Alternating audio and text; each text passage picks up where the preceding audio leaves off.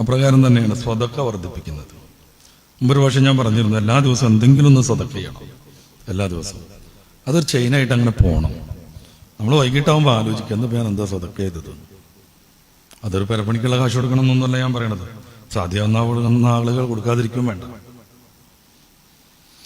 എന്തെങ്കിലും ഒരു സദക്ക കൊടുക്കണം. കാരണം റബ്ബ് താല നമുക്ക് എല്ലാ ദിവസവും കുറേയേറെ തരുന്നുണ്ട്.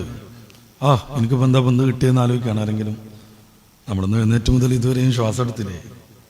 നമ്മളതിന് പൈസ കൊടുത്തിട്ടുണ്ടോ? ഒരു മണിക്കൂർ ശ്വാസം എടുക്കാൻ 3000 രൂപയാണ് ആശുപത്രി ചെലവ്.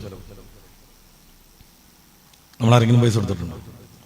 നമ്മളൊന്ന് ഭക്ഷണം വായിക്കിട്ട് ഇങ്ങോട്ട് ഇറക്കാൻ ശ്രമിച്ചപ്പോൾ താഴേക്ക് പോയില്ലേ? നമ്മളതിന് പ്രത്യേകിച്ച് എന്തെങ്കിലും ഒരു ചെലവ് നൽകിയ?